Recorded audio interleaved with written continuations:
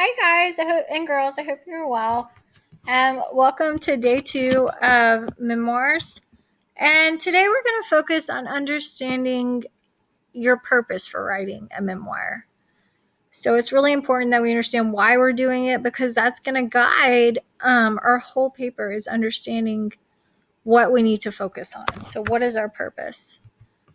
So first thing we're going to do is we're going to choose a topic. And going off of our pre-writing from yesterday, we should already have not only a topic but an event, and we just want to make sure that we are focusing on one specific event in a brief period of time. So it can be a vacation, it can be maybe getting a pet, it can be meeting your best friend, a problem. It doesn't have to be something good. It could be like a problem or a crisis. It could be scoring a winning touchdown, a baby sister being born, like or brother that we said before. Anything that's basically important to you that has already happened and has changed your life in a significant way. Okay? So, considering your purpose, why do you want to tell the story? Think about the reasons and how they will shape what you write. Who is your audience? Who are your readers? Understanding your audience lets you know what you need to explain, if there will be similar experiences, and if they share your attitude. Well, for this paper, your teachers are your audience, so you probably shouldn't write like how you text your best friend.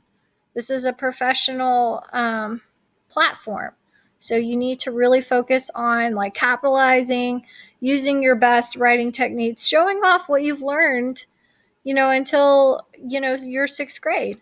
So you're writing for your teachers, and maybe you just share with your classmates, but it means to be written like in a professional way. So not as we would text or chat with our friends in. Okay?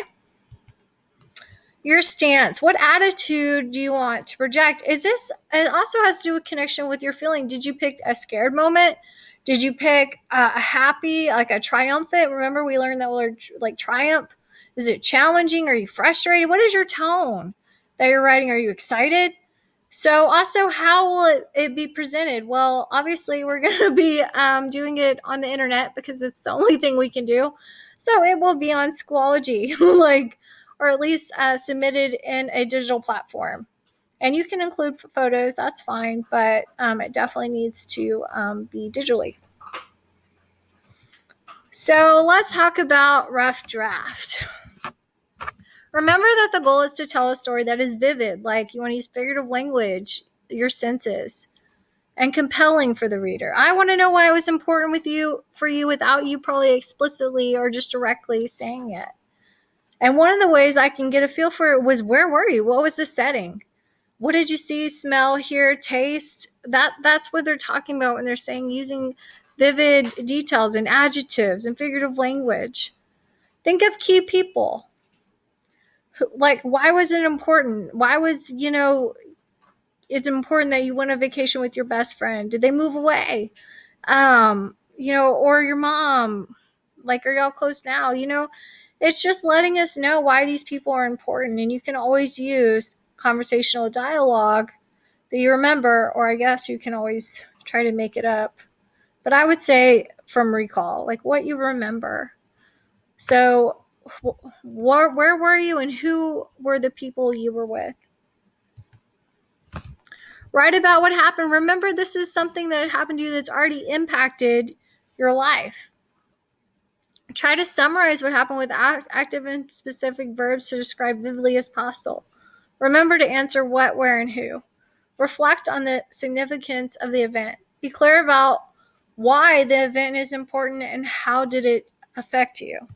So I wrote a rough draft, and if you guys were noticing before, I had picked a specific soccer game that was important to me, and I'm going to show you why in the paper.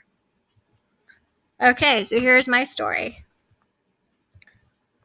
I remember how exciting the fans were as they entered the stadium. I, a freshman in high school, was standing on the field of Texas A&M University where college students played. I couldn't believe it. Go Aggies. I was beyond stoked. Blood was coursing through my veins like rockets to the sky right after takeoff. Our soccer team had traveled all around Texas playing playoff games, and today was an important day. It was the state playoffs. The cutest high school varsity soccer boys had painted their bodies and driven 3 hours to make the game. My parents were in the stands. The grasses was the greenest green I had ever seen. It almost seemed fake. The whistle blew and I was in the game. The game went head to head and I received the ball. I instantly shot the ball from memory, just like I had done a million times before in practice. I watched it as it hit the back of the net.